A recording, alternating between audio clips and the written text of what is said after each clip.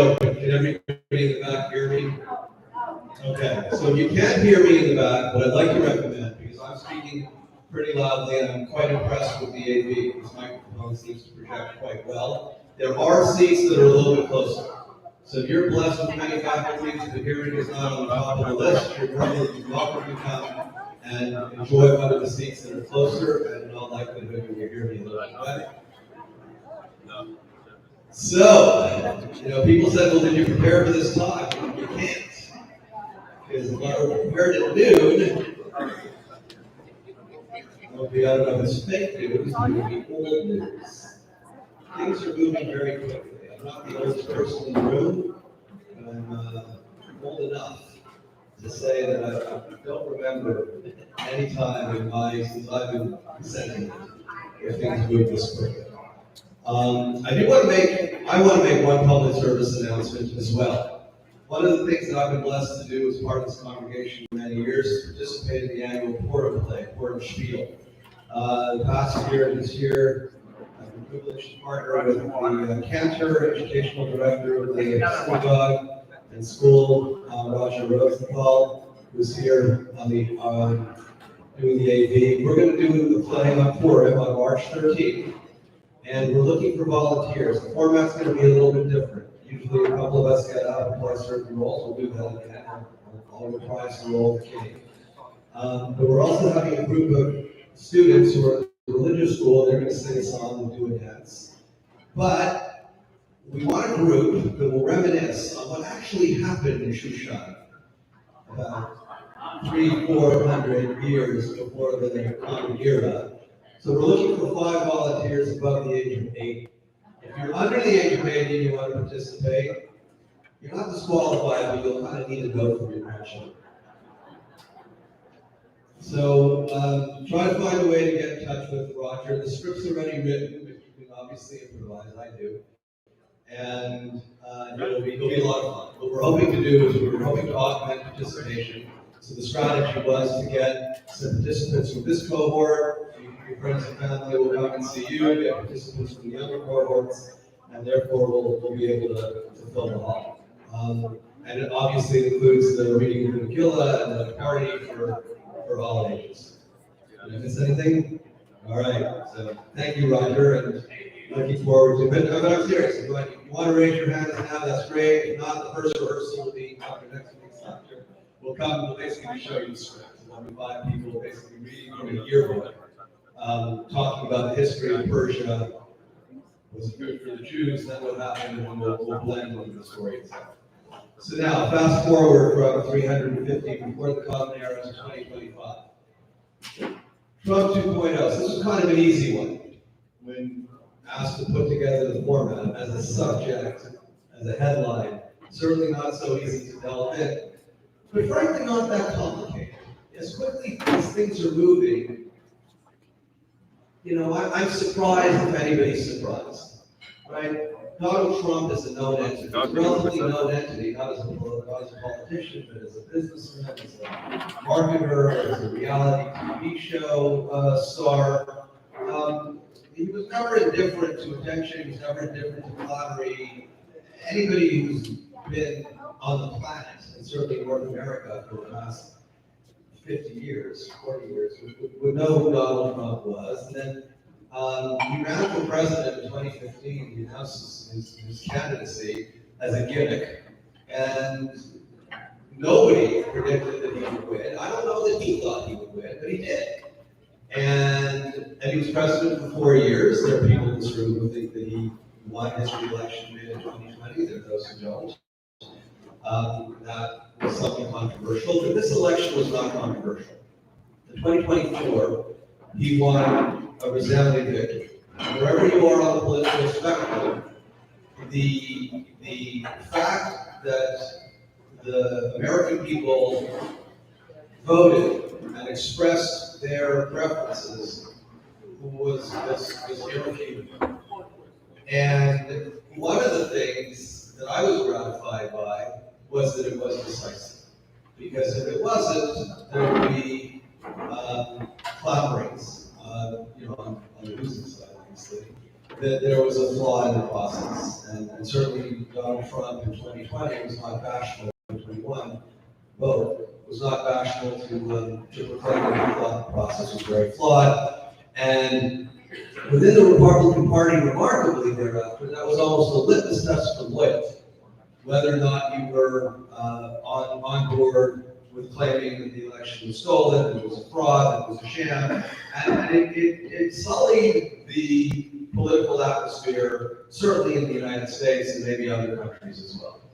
This time, the Republicans won the Senate. They narrowly held on to the House, but they still have a very slim majority in the House. And Donald Trump won every single swing state. And there could be recriminations. What did we do wrong? Should we have had the Jew from Pennsylvania instead of the football guy from Minnesota, Josh Shapiro? Well, in retrospect, it doesn't matter. The Democratic campaign was a little tone deaf to how most Americans feel. And I was actually in Washington for the inauguration. It was my first time out. I go to Washington a lot. I'm very involved with APAC. I'll be there this month and again next month. But I've never been to an inauguration. One of my law school classmates, a fellow named Roth, he was in the Justice Department for many years. We're good friends. And he's now a partner at King & Spalding. They've got this very felicitous balcony overlooking the viewing stand outside the White House. They brought the whole thing indoors, so I went to King & Spalding. What I did see is I saw the motorcade leave the White House in the morning, and then I saw the moving trucks coming in and bringing in Trump stuff in the afternoon. But I was in Washington for a few days, and the energy was palpable. It's almost like one of the Super Bowl. People who have told me that the game is relevant, but the atmosphere in the city sort of groundswells for a whole week. And from the time you got on the plane to Fort Lauderdale, certainly when you land in DC, you find your way into the city.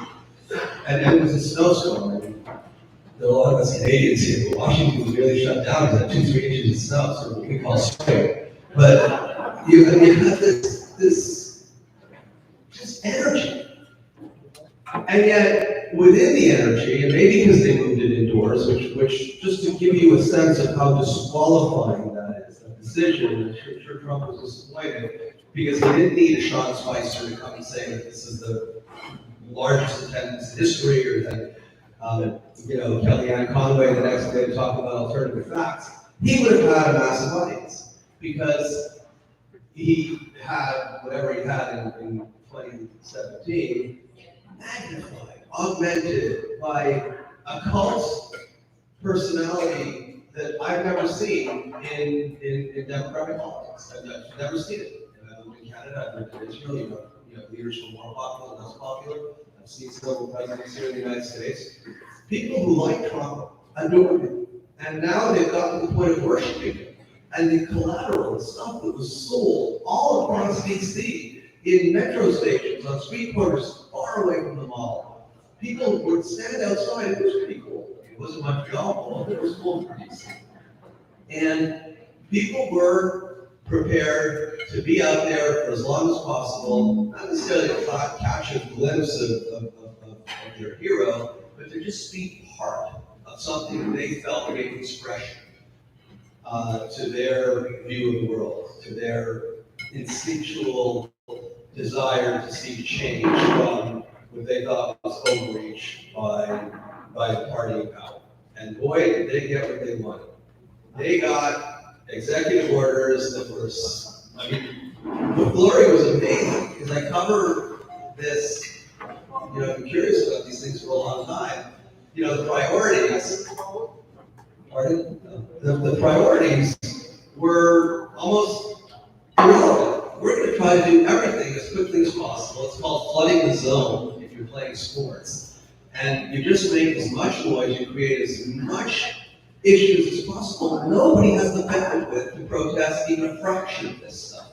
So if you have your pet grievances, wait in line, because there were hundreds of executive orders that were signed. In the first, normally you measure a president by so far just his first 100 days in office. Here was the first 100 hours in office. And I was pretty amazed. People have been watching this even before he got elected. The big difference, I talked about being in Washington for the inauguration, the big difference was the level of preparedness. You know, there was a Heritage 2025 project that was somewhat controversial, and people dissected it because it was going to be Republican revolutionaries that were doing all these terrible things, and Trump felt he had to disassociate himself from that program. Ultimately, that's kind of what's going to implemented. I have friends who I saw in DC, mostly Republicans, several of them who worked in previous, Trump's first administration, and they were part of a transition team going back 2 years since he announced his reelection after midterms in 2022. They're prepared in a very different way. If you don't buy into this agenda, you don't think they're particularly well prepared. You see the strategy, and certainly Musk wasn't on board at that point, and some of the other people who were doing a lot of things weren't on board. But the preparation was completely different. This wasn't just, okay, a gimmick, I'll lose, and I'll start a giant media empire to compete with Fox News. It was very targeted across pretty much most of the departments in the U.S. government: Treasury, State, Health and Human Services, Commerce, Labor. This was an education, which they may eliminate, but they need to figure out how and why. And it seems very impulsive, but there's a plan. And if you think that plans and strategies are helpful to effectuate change, there is one. And as we look at the sort of selections for this year's series, starting with Trump 2.0, next year we'll talk about Israel's wars, Ukraine-Russia war, and finally anti-Semitism. They're all connected, and I'll try to explain how, in case you want to pick your topics, you're free to come to any or none of these. But when we look at Trump's first picks, I guess I speak for most people in this room, are these good for the Jews? Is this good for Israel? Yes, Marco Rubio is a 38. He's been on the Foreign Services Committee in the Senate since he got elected in 2010 and served in 2011. He's been, an extraordinarily reliable friend of Israel. And he got confirmed 99-0. Anybody know which senator did vote for him? He did, right? But the other ones were also confirmed, except for Pete Hegseth, who was relatively unknown unless you watch Fox News. He and Scott Duffy were, Scott Duffy actually was congressman before, but Pete Hegseth, he served in the army, he served in the military. He was sycophantic enough as a media personality that Trump chose him for defense. The person who really wanted that job and probably would be first in line if there was an issue with Hegseth is our governor here, Ron DeSantis. Because he's got an issue in 2026 when it's term limited. What do you do for those last 2 years before you want to be president? But Hegseth got confirmed, and he got confirmed because Vice President J.D. Vance cast the deciding vote. There were 3 Republicans: Mitch McConnell, Lisa Murkowski from Alaska, and Susan Collins from Maine, who voted against this nomination.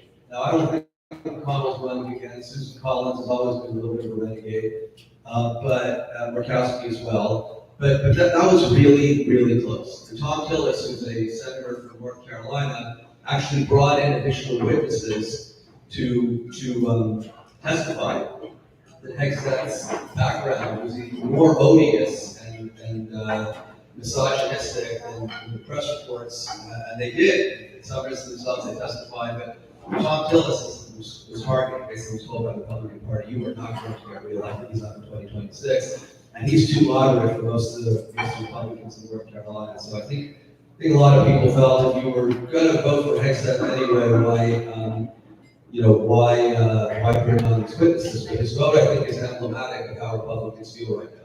There is no wiggle room. If you fancy a political future as a Republican in this country, there is zero daylight between what the President of the United States wants you to do and your maneuverability in terms of voting your own conscience on issues.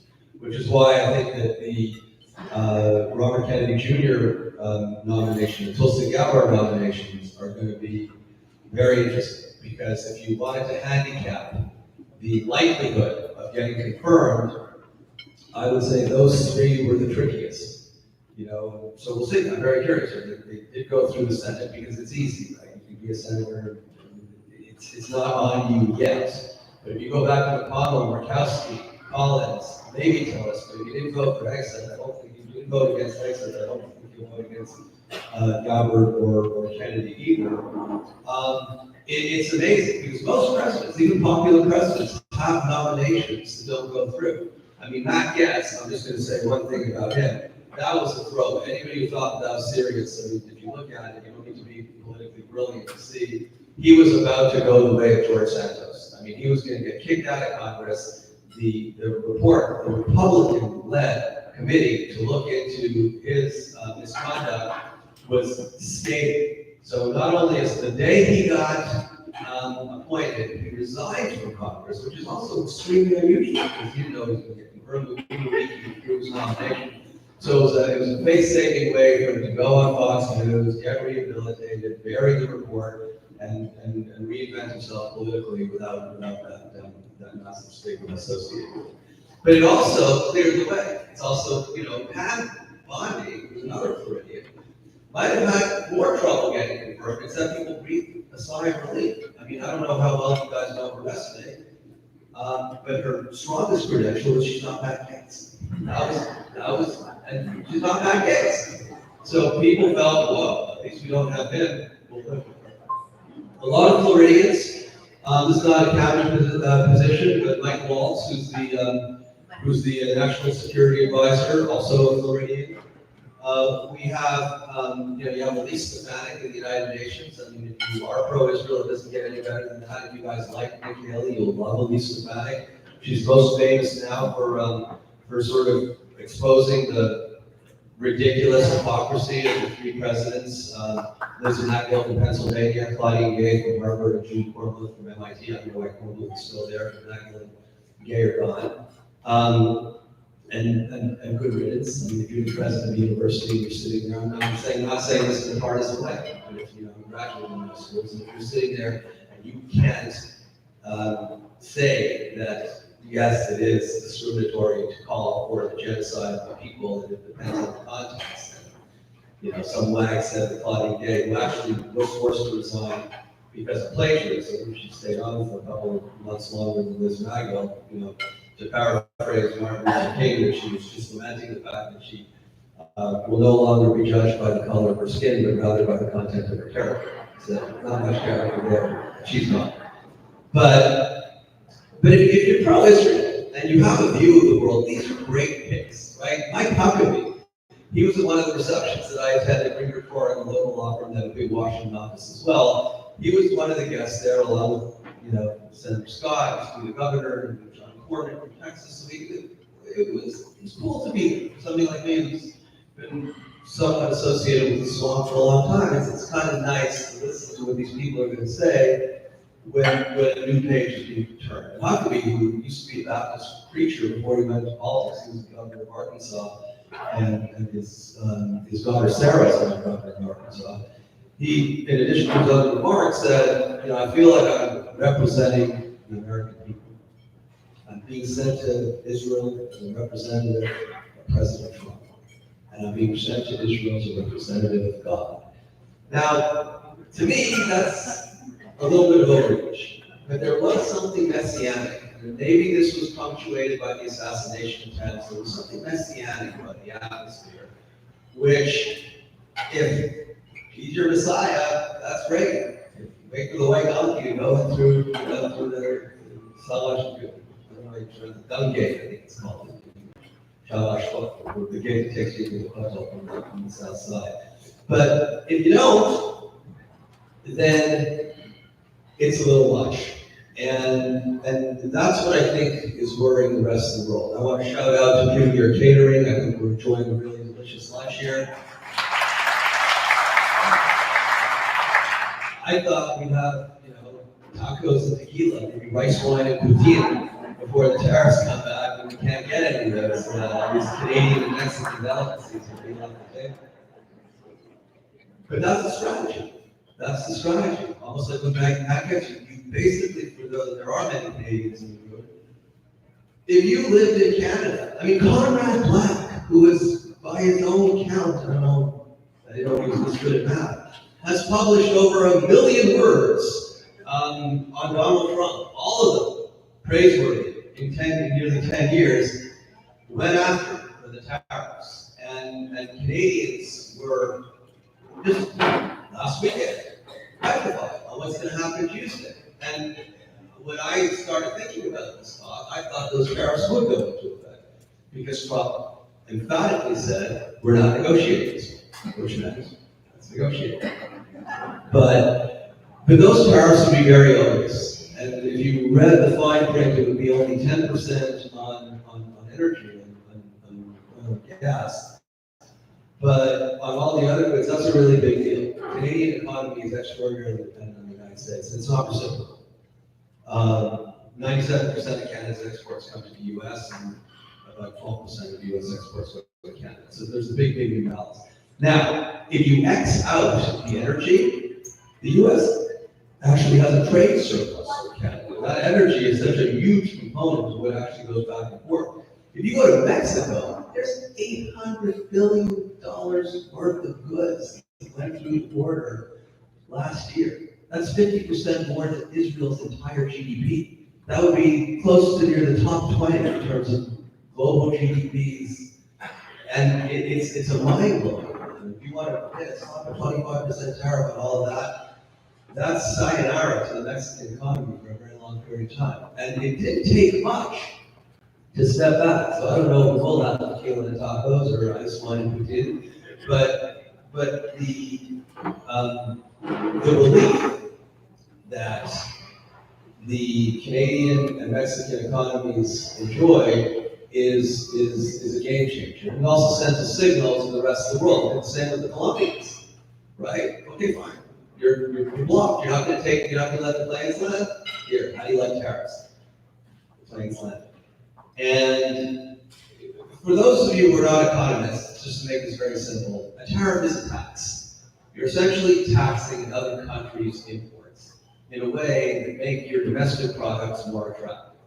Because if a Chinese person can sell something here for $100 and you can only sell it for $120 because your cost of manufacturing, your labor, whatever, your efficiencies are different, then once that Chinese product costs $125 and the $120 product looks more attractive. It's that simple.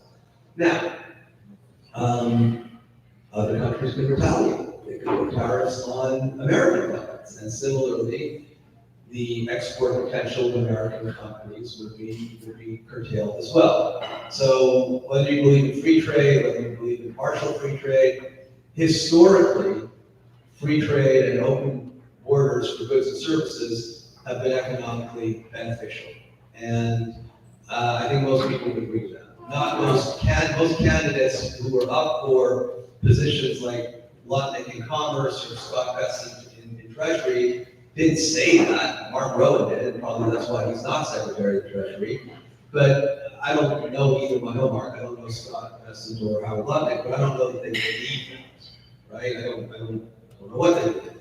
But I wasn't surprised that they tried to walk that back. And I think it was also signaled to Xi Jinping from China, they only got given the 10% tariff, that we're not as excited about open trade with China, and that China really is deemed to be a geopolitical adversary. But now we saw the same thing, and I think, so I thought close to a week ago that the whole Canadian-Mexican tariff issue would be top of mind. People forgot about it. I mean, that was years ago. I mean, it was Monday.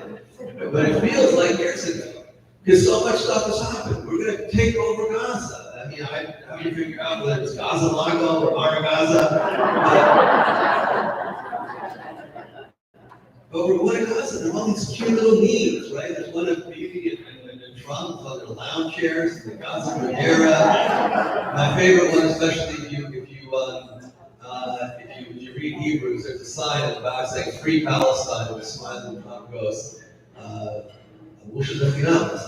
They said it was free, so I took it.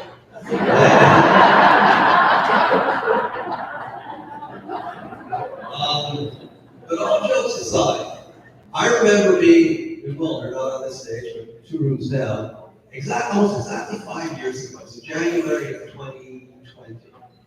And the deal of the century was introduced.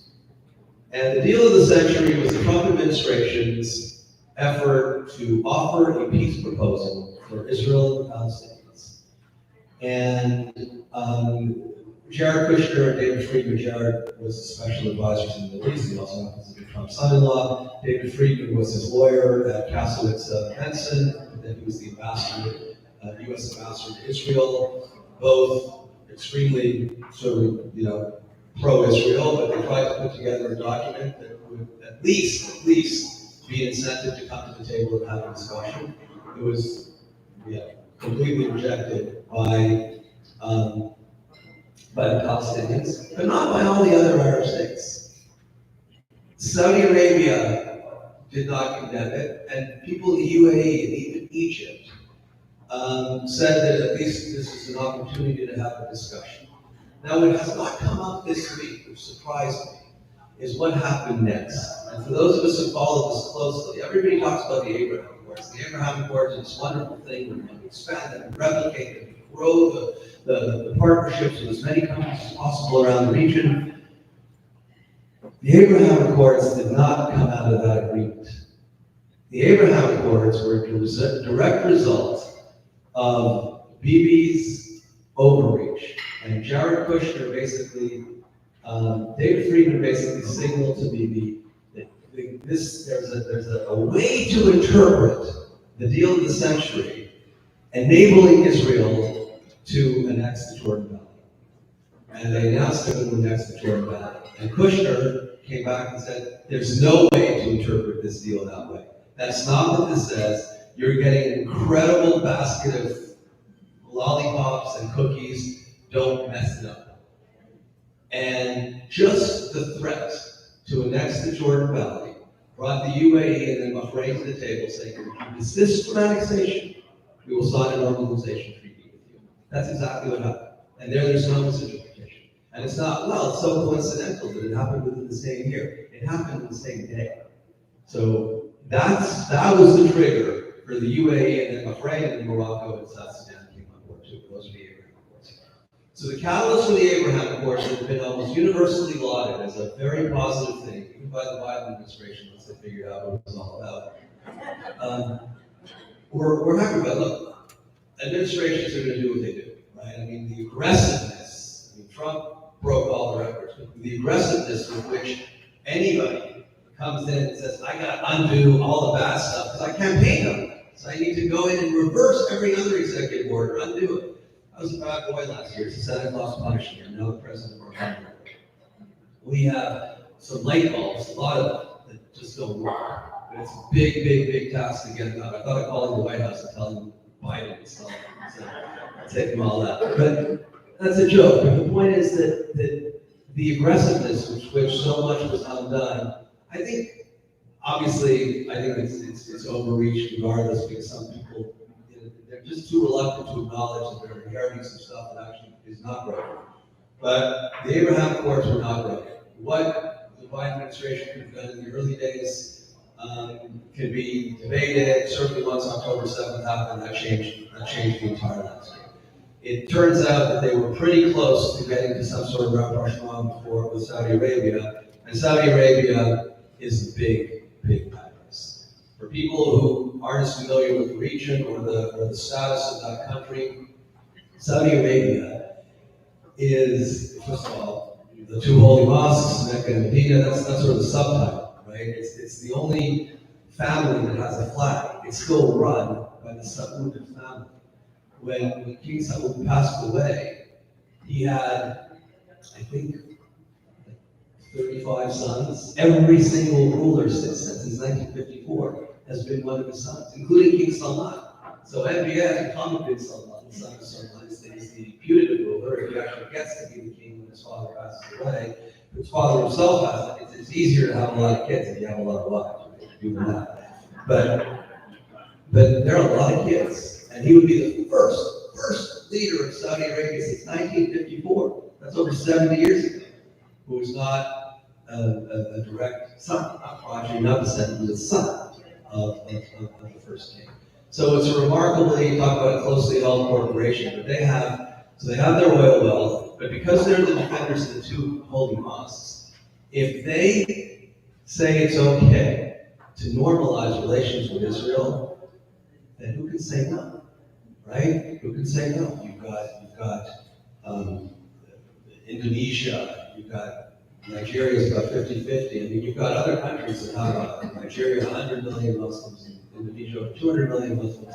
Certainly the smaller, the non-Arab Muslim nations would have no reason not to sign a peace treaty. And that includes countries like Malaysia and Pakistan and Afghanistan, right? They never had any direct hostility with Israel. Once you get a signal, a green light from Saudi Arabia, then the floodgates of normalization will open, and all the intended benefits that come as a result.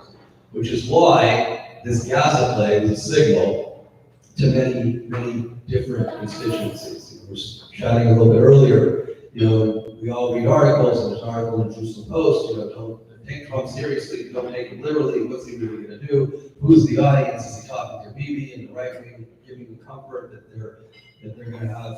They're not going to be forced to accept the Palestinian state in Gaza. Is a message to the other Arab countries like Saudi Arabia and Egypt and Jordan. Take your fair share. People talk about Gaza being an open-air prison. It has been a prison, but it's been a prison because the Arab world refused to ever let these refugees stop being refugees. And the whole thing with UNRWA, the Trump administration, I think, got this right the first time. And this was a policy that the Biden administration decided to reverse and continue to support UNRWA. And I'm actually pleased because UNRWA is emblematic, and I have friends who are even to the left of me politically who agree with this, is emblematic of the disease that has prevented a healthy dialogue in the Middle East. Because the ideology of the Palestinian movement is not one of nationalism, it's one of denial. It's not based on wanting to have their own home. If they wanted that, they could have had it in 37, they could have had it in 48, they could have had it in 96, they could have had it in 2000, 2001, 2004, 2008. It's not what they want. Their movement is based on the ideology of negation and denial. Their objective is that there shouldn't be this Jewish cancer, this foreign cancer, and it's theological. It's in their DNA. It's what they're being taught, and there's no easy way to disrupt that process. And the closer you are, the more entrenched that thinking is. So what the Egyptians realized, and what the Jordanians realized, is that letting in some portion of the approximately almost 2 million, I don't really believe there's demographics that much, but it's over 1.5 million Palestinians, anybody slice it. And the question is, where are they going to go? There are places who have to go. I mean, the world is big enough. Multiple numbers of this amount of refugees were able to go and find a different place to live where there were many fewer people in the world. There's ample, and in other words, in terms of the percentage terms, right, you had tens of millions of people who were displaced after the Second World War. The amount of Indians that went to Pakistan, Pakistanis who came to India, and in Europe, in Germany, in Poland, in Czechoslovakia, and the states of the former Soviet Union, the numbers were, like I said, multiples of what we're talking about today. And I think that's the signal. So whether or not this turns into the Riviera of the Middle East, and Jared Kushner and his buddies in real estate get to build a Riviera like they're doing in Albania, I don't know. I think there are too many things that are going to happen between now and the next steps. But there's a very strong signal, and I think the strongest signals to Saudi Arabia. The same way 5 years ago, and that's why I'm surprised I haven't read about this anywhere. 5 years ago, UAE stepped up to prevent the annexation of the Jordan Valley. Here's your chance to step up and prevent the US takeover of Gaza. But the conditions might be, don't insist on the creation of a Palestinian state, and do your part to participate meaningfully, not just perfunctorily in words, and not sending a few thousand shekels to Hamas, but not giving any money to Hamas, finding a better address, and here the onus is on Israel. I don't know what they're going to do, because obviously next week we're going to dedicate much of the class to Israel's domestic politics. It's very hard, for reasons I'll get dive much deeper into, for Israel to publicly participate in a deal like that, because the right-wing coalition is pretty adamant that the PNA can't have any role in the future of Gaza. And there are others who feel, not in that faction, but there are others who feel in Israel that that's the, a bad alternative, the least worst alternative if you're going to have any local participation. But I'll save that for Valentine's Day. Right now, the Saudis are in a bit of a quandary because their role here, it's not a heavy lift. They don't really care about the Palestinians. Frankly, nobody does. And that's where a lot of us sort of see Trump's approach as a bit of a wake-up call, right? Because the think tanks and the policymakers have spent decades wondering about how to choreograph a two-state solution and the mutually agreed swaps and what will be the linkage geographically or culturally between Gaza and the West Bank if you don't want to rump here and rump there. None of this works. It just hasn't worked.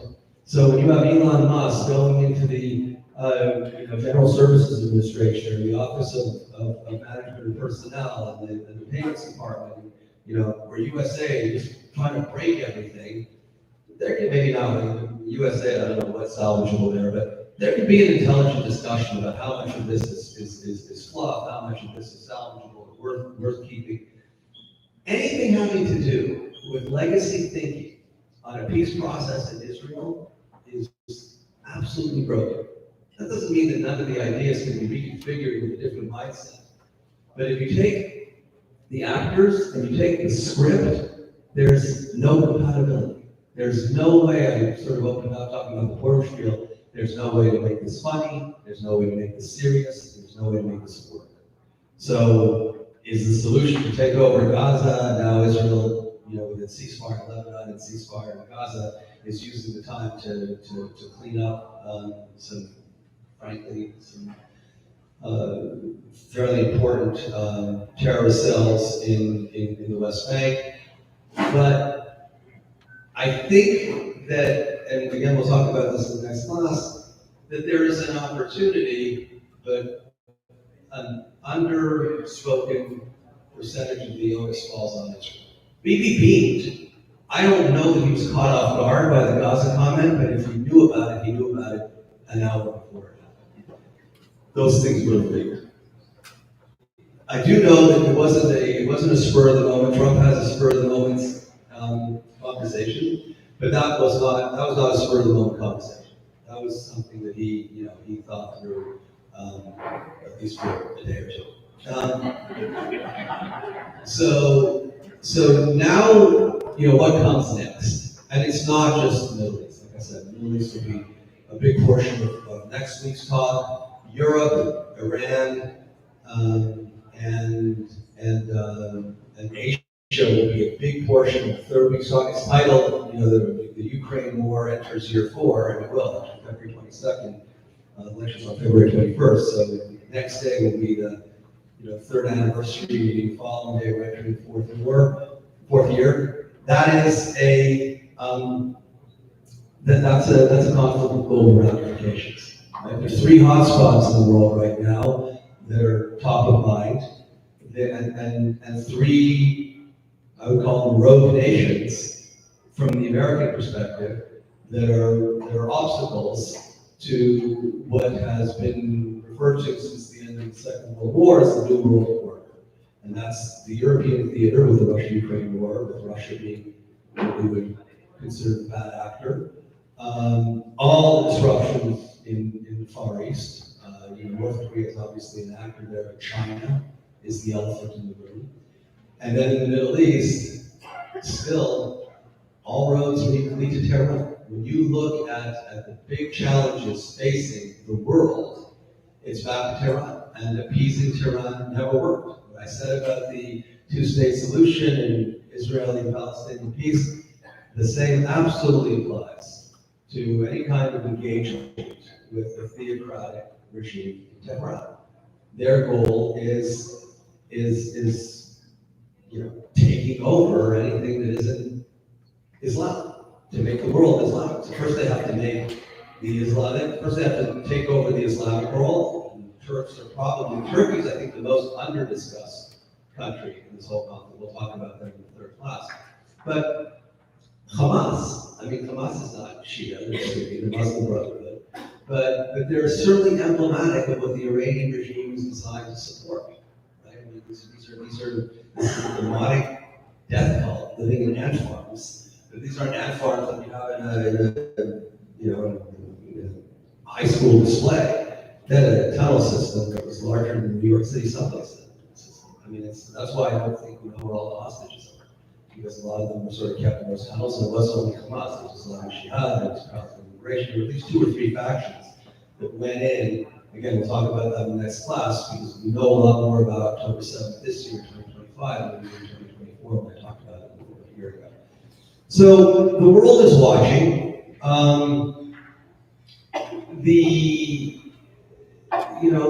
Our adversaries are a bit nervous. Our friends are very nervous, and it doesn't necessarily have to be that way. But I think the approach of be as aggressive as possible, and then if you don't do all the things you said you're going to do, the other side feels they got a good deal. For those of you in business, real estate, or anything else, it's an approach, and in many cases, it's an approach that works, especially if you are as transactional as Donald Trump is. But it's an approach that doesn't necessarily conform with the way the rest of the world likes to see America, especially our friends. Our friends like to see America as a leader. Donald Trump wants to see America as a winner, and I think that's an incredibly important distinction.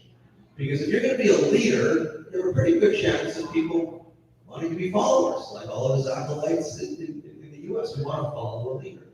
But if you insist on being a winner, then by definition, you have to identify losers. So if it's a zero-sum game, for you to win, you have to lose. Not everybody wants to sign up for that. And, Trudeau's a lame-duck prime minister anyway. Sheinbaum just got elected a few months ago, so it's different. It'll be interesting with what happens in Canada, but I don't really see any scenario where Poilievre doesn't win his election this year. I think a lot of people here in the room like him. They should like him. He's certainly been great on a lot of our issues, everyone. But I'm curious to see between Freeland and Mark Carney what happens there. But, for those non-Canadians in the room, I apologize, but that's not necessary for asking questions. But the Europeans are extraordinarily nervous, because Trump is not the kind of guy to look at the EU as one monolithic bloc. They don't see themselves that way really, but it's given them the ability to sort of stand toe to toe with other, monolithic, and what they want to still see as a multipolar world. So the United States, obviously, China, and the EU. No single country, not a Germany or a France or even not even there anymore. They Brexit. But Trump's not going to treat Macron or Starmer the same way he's going to treat his buddies like Viktor Orban or Giorgia Meloni in Italy, and he's now got Musk supporting AfD in Germany. They're pretty right wing. I mean, as a Jew, I'm not so comfortable seeing the ascension of parties like that, specifically in Germany, but also more generally in other parts of Europe. There are all these reform parties that are coming up. Now, of course, they're saying things that sound, very Beamish or very Trumpish. That's your cup of tea. And for a while, you will like hearing it. And that's, I think, one of the biggest challenges when you try to get your head around what's going on in the world and try to understand what Trump 2.0 is all about. For him, it's about 2025. For the Chinese, it's about 2050. For the Iranians, it's about 2080. Right? Even though they're all octogenarians and they're definitely past their useful shelf life, their thinking, transcends the world to come. Trump doesn't see it that way. So I think, and I'll take questions in a minute, I think that what I'm most curious, if we ever get a pause from, because whenever if you're a constitutionalist and you look at basically Congress has been completely neutered as a check on this executive power. They've been useless, and I think they'll continue to be useless because It's a Republican-controlled House, a Republican-controlled Senate, and a Republican Party that's so dominated by one person. When you look at Elon Musk is I wouldn't even say once in a generation, I mean maybe once in a century kind of you know, corporate entrepreneur. I mean, not since J.D. Rockefeller, I think if you had somebody with that level of relative wealth, and there's always been, you know, a marriage between money and power and politics. But the mandate that he has to essentially redo the federal government, which has a lot of fluff. Anytime you have institutions are easy enough to create, they're very difficult to dismantle. There's so many entrenched interests trying to get, you know, the fat trim or do other things to make things run better, more efficiently. There are just innumerable stakeholders who are going to stand in your way and try to block you using whatever means they can because it's their own jobs. But the speed with which he's started, and he's just getting started, and he's a known commodity. He did the same thing with Twitter. You know, he overpaid for Twitter. He paid $44 billion for Twitter. He tried to back out of the deal. Actually, Twitter was represented by a former law firm, I used to work at in New York. And I'm not saying they did it, but he was forced to come back to the table, buy it. He thought he got a really bad deal. In retrospect, it's not a bad deal at all, because he went from being one of the tycoons of Silicon Valley to the person with the biggest megaphone in the history of the world. And that's his megaphone. I don't think that he and Trump have the same relationship, but for the fact that he controls the amplifier. And the $285 million he contributed to the Trump campaign was also good for us.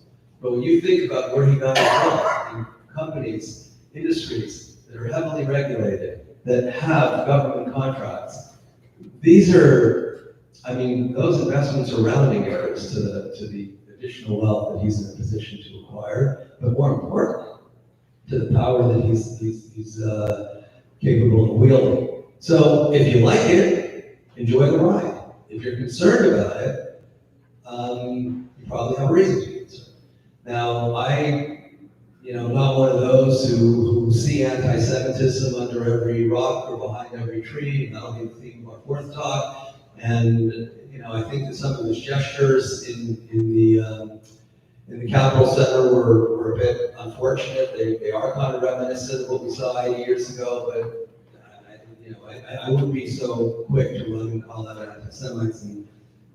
Musk has been vocal about anti-Semitism. He's been to Israel at least once. He's had deep conversations with Israeli scientists and also people like Prime Minister now, not just on this trip, but previously we went to Israel, about AI and cybersecurity. So and we'll talk about this in the fourth class, I think we should be careful about pointing fingers, but we should be vigilant to catch trends as they're happening and make sure that some of the preventative measures are implemented sooner rather than later. So I'm sure many of you have questions. I'm sure I don't have all the answers, but I'm happy to engage in the discussion. Yes. Thank you.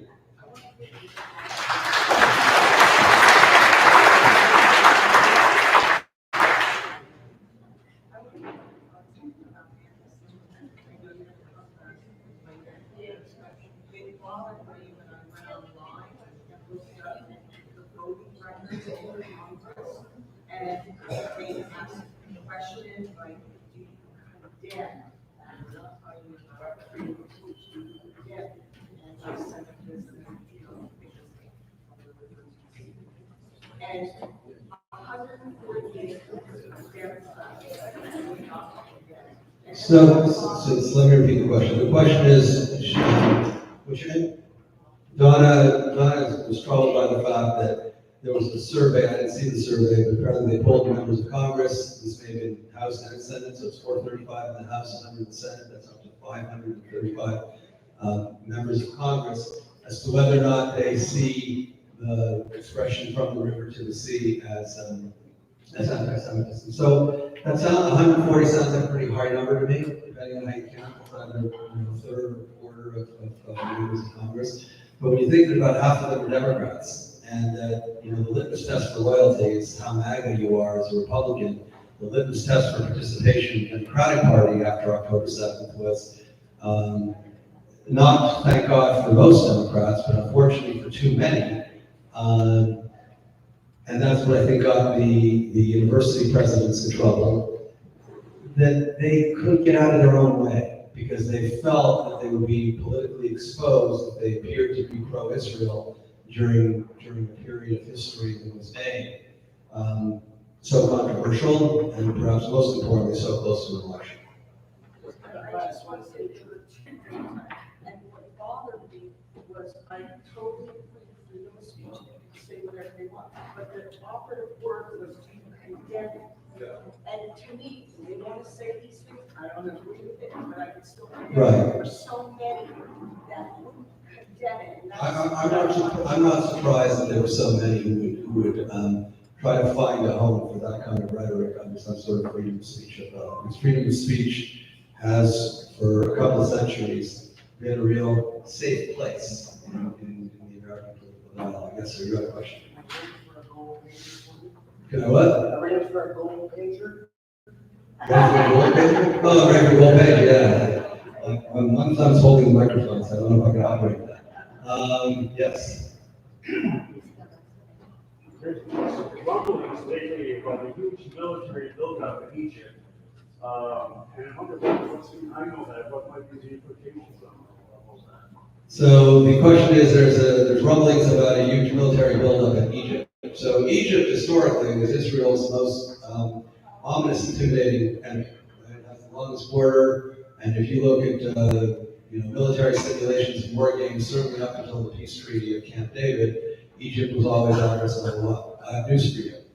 Egypt has not disappeared from Israeli strategic military war games and simulations. It's not that we have this, speaking as an Israeli, but we have this confidence that Egypt will never again sort of either be taken over by folks like Morsi, who was in power for a year after Mubarak left. But even Sisi, who seems to be pretty friendly with Israel, is under an enormous amount of pressure. I think that one of the things that the whole Gaza pronouncement was designed to do was send a message to Sisi that the same way that Mubarak's useful shelf life reached its expiration, there's no guarantee that his won't either. But Egypt doesn't only see its military needs as a defense against Israel or as an attack on Israel. Egypt and Turkey, I'll talk about this in class 3, maybe a little bit in next class, are in for a tussle. And especially if the Iranian regime is dismantled, which it could be, if there's this regime change that many people hope for, which I'll talk about in the third class, then that'll be the fulcrum, I think, of the Middle Eastern conflict. You've got an Arab country, Egypt, which are both Sunni, majority Sunni, but very different ideologies. One is extremely tied into the Muslim Brotherhood, which is Turkey and Iran, and one is, been trying to extricate the Muslim Brotherhood from itself for decades. Yes. One of the things Trump did was allow these large funds to go to Israel. So let's £2,000. Exactly. So unless you're an idiot senator from Vermont, who's going to use it on gospel, why did Trump do this? And what are the implications for it? So the question is, we now have these 2,000-pound bombs, which were famously excluded from the very generous, and I really want to point this out, we talk a lot about Trump. The Biden administration was extraordinarily generous. I didn't really always like what they said, but for the most part, you have to applaud what they did. During the course of the war, the Biden administration sent $18 billion worth of military equipment to Israel. There were 4, 5, 6 full cargo planes landing on Israeli airstrips every day. They did not include those bombs. Israel had some. They used them on Gaza. They used a few in Lebanon as well, including when they took out Nasrallah, who was 60 feet underground. But they wanted more. And obviously these would be useful if they go and attack Iran.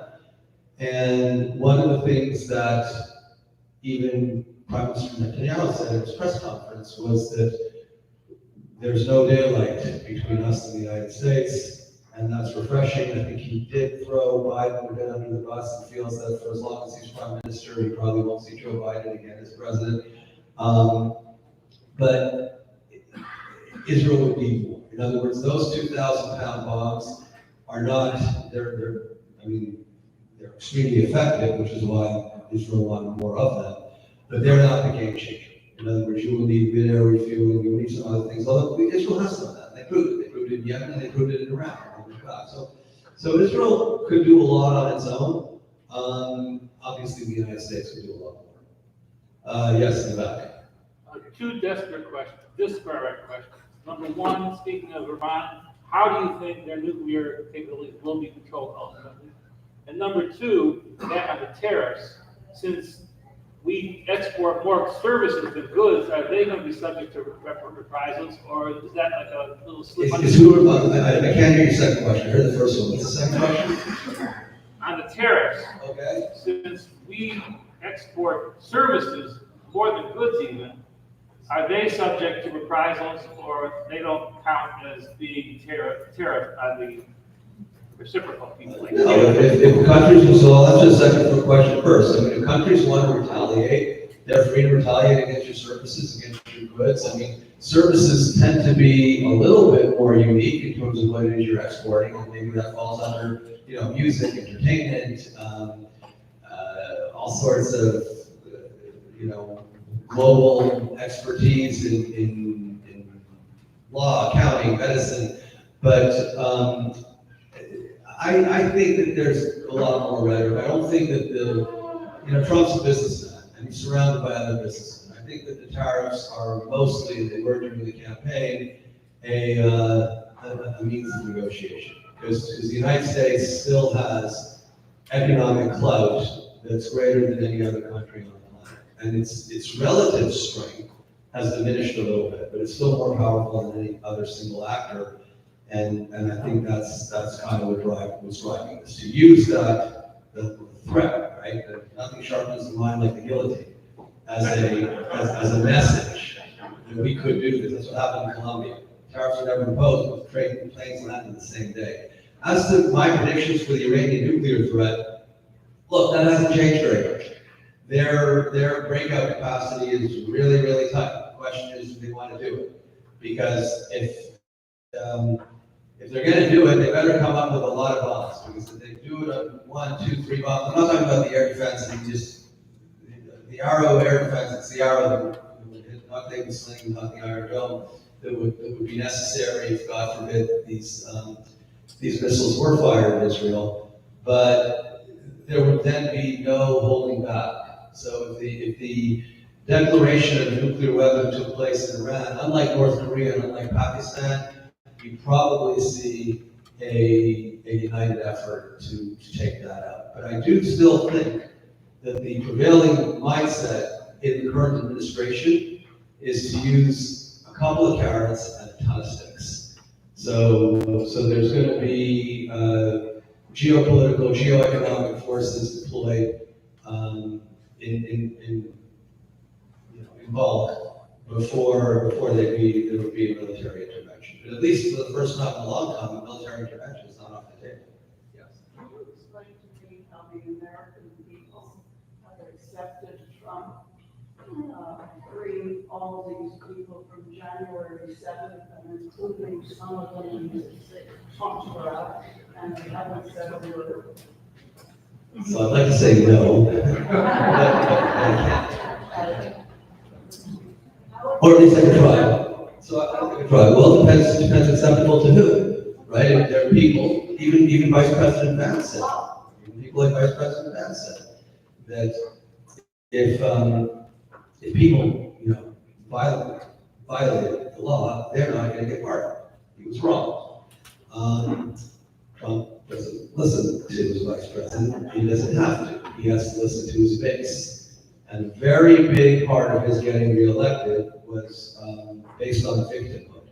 And he was a victim, and these guys were martyrs. He called them hostages, which would have been a loaded term before October 7th, and a super loaded term, supercharged loaded term since. It didn't stop him. If anything, it fueled the impact of that equation.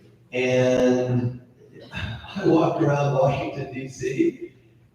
Thank God there was no violence. They were celebrating a victory and not a theft, not protesting a theft. But there was a resemblance. You look at the people, you look at the rhetoric, you look at the cheering.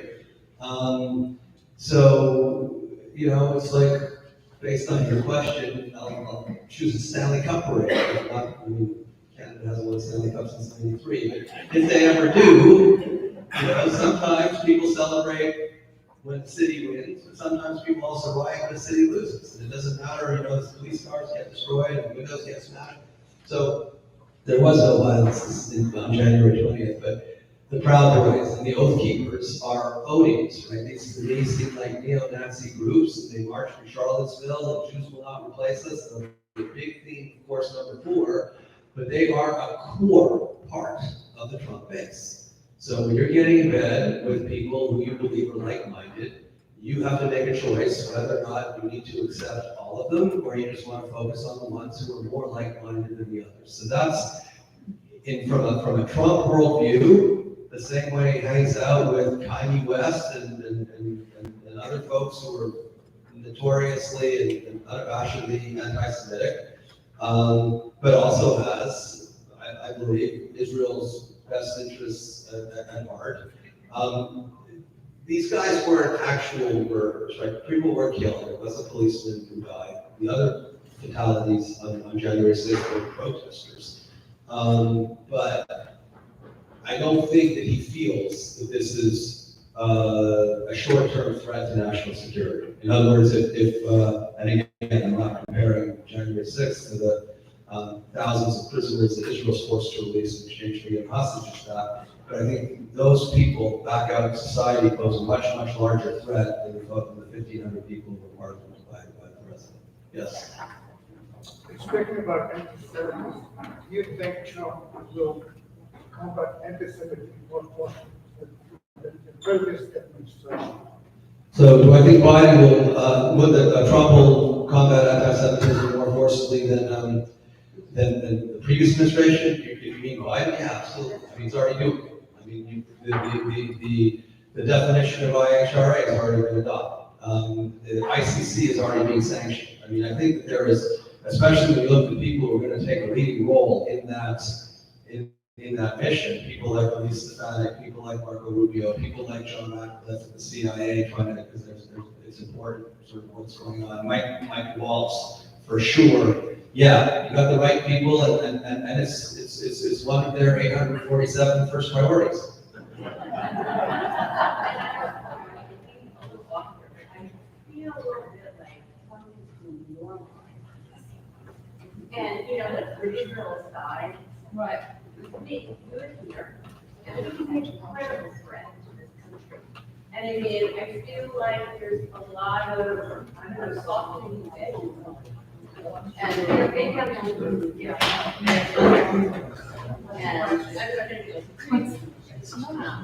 and I just wish. I would say you can move to Canada, but they're going to be a slave anyway. So I'm about to lose one of my citizenship. So is Trump being normalized? Certainly not in your world, it's not being normalized. And among Democrats, many Democrats, he's not being normalized. But among the mainstream, among the center, which is I think where you're feeling it, right? Because the right already, he's not normalized, he's idealized. Among the left, he's demonized. Among the center, I think, there is an optimism that there'll finally be some sort of differentiation between black and white, right and wrong. Hold on. Because the idea of the things that we didn't think about too much really took hold in the American psyche. Right now, the NCAA, like a catechism, would try to find. My mother lives in Montreal. She's in the hospital. She's got to fill out a little card, and she was born in 1941 in Lithuania. But one of the questions is, what gender were you assigned at birth? They don't ask if you're male or female. They ask, what gender were you assigned at birth? Okay, so people are sick. People are sick of men playing on girls' sports teams. I was probably better than average athlete. Not great. I'm Jewish. But I was sorry. I thought I was born too soon because I would have done better. If I mean, hockey, other sports, there's a difference. Boys and girls are different. And I think that a lot of people here felt, maybe you people who see Donald Trump the way you see Donald Trump, this nonsense has to stop. We didn't sign up for this. Okay? And if you want to be Europe, go to Europe. If you want to be Canada, go to Europe. In America, right? In America, there are boys and there are girls. And with all the pronouns, it just got overwhelming. And whether it's a hospital admission or filling out a work profile or having to answer to DEI departments every single. Pardon? So hold on one second. That's a great point, right? People like Senator Corbyn or Dick Cheney, right? They're anti-gay till they have a gay child or a gay son or a gay daughter. However, as much as you love your gay son, you don't have to insist that he play on female volleyball. That's the difference. Or that he has to use a different weapon. You should love everybody, but don't change the rules of the game in order to disadvantage other people who just were born the way they were born. But statistically, the amount of people that you are talking about are so minuscule, and it's blown up into this political. Right. That really doesn't change our lives. And What's going on now is incredibly changing our lives. Our democracy is being reshaped in a position I'm uncomfortable with. I don't I'm disagree. uncomfortable with the majority. I don't disagree. Going in and firing everybody without any thought process. Right. Well, so there is a thought process. And the thought process is to be disruptive. And some people feel that chaos has value for its own sake. Because it makes people pay attention and it makes them feel lucky if the disruption is somewhat more than they fear. And we can argue about whether or not that's a good strategy or a bad strategy. As I said at the very beginning, at the very end, you can feel very blessed that there is a visible path, or you can feel very concerned. I know where you are on the concern, and I'm not belittling your concern. I have my concerns too, and so do other people in the room, and some don't. Some feel blessed that finally there's a voice in the room that also has the cudgel, and scalpels don't work anymore. But I'm going to take a couple more questions, but I really only 5 minutes. But just to finish my point to both of you, because I think you're synchronized here, that this is one of the biggest challenges that faces any democracy. I don't regret living in a democracy. It's like Churchill said, it's the worst of all possible. It's the worst choice except for all the others. But he didn't even win his re-election after World War II. So, but the normalization of Trump is not as broad as you think it is. If you don't believe me, ask him. And there's a hope, if you really are a patriot, that there'll be less noise, more action, and you want to see the president be successful, and you want to see the country be successful. Ideally, the way I look at the world is through leadership, but unfortunately, if you look at many other people, their prism is victory. And for winners, you need losers. I think that you can have leaders and followers if you have the right values, whether it has to do with LGBTQ rights or other things. You can lead inspiring. I think what a lot of people felt like is they were beaten up over the head and they were told what they need to think, and they were told that boys were going to go use women's bathrooms and use their locker rooms and that, of course. And you're right, it's a small percentage. But if you take a spoonful of mud, put it in your water glass, you know what you got? Mud. And that's how people felt in the value system. Well, let me take 2 more questions. Okay, I'll take them all together. Go ahead. Question about future. We didn't discuss what's back to their scenario. Trump said that he has plans coming up. Now we have King Abdullah coming in, and you got Sisi coming in. Do you think he's more on David Friedman's side with what David Friedman proposed, or do you think, or what do you think? Look, I think that, that's all part of his pre-negotiation with both those leaders, right? Put the most on the table, and if you take one thing off, they feel like they got a victory. So this is not complicated, right? This is idea, make this seem insurmountable, and then offer, a small step ladder. So it doesn't surprise me that next to Gaza, he's going to put, Judea and Samaria, and then they have to be called Judea and Samaria. So you give Sisi and Abdullah, both of whom are dictators, right? One's a king, one's an autocrat, but they have very, very fragile constituencies for different reasons, which we'll talk about next week. Yes. I wonder, you mentioned about gas. I don't know where I heard for it. What's the possibility of, this is weird, but the strong Arab nations like Saudi Arabia, Bahrain, that Trump makes a deal with them and says, listen, America will sort of control it if you guys will run the thing and we'll have casinos. I heard that on one of the Israeli. Yeah, no, that's one of the messages that he's sending. Nobody knows. There's too many things are going to happen between now and your ability to gamble. Yes. Trump, I think, is known by most people as the man who believes in the art of the deal. And I think if you look at a lot of what's going on, you can think about deals. being Sure, made. absolutely. I'm just curious, as a Canadian,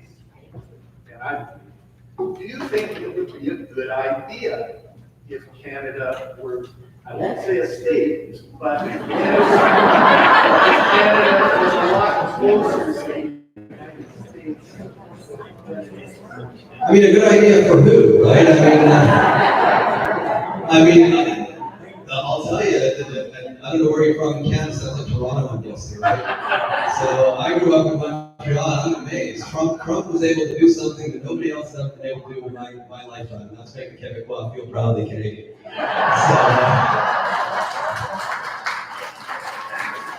anyway, will you be here next week? Okay, so I promised to start next week's lecture with all the questions that I wasn't able to get to today. Thank you very much for coming.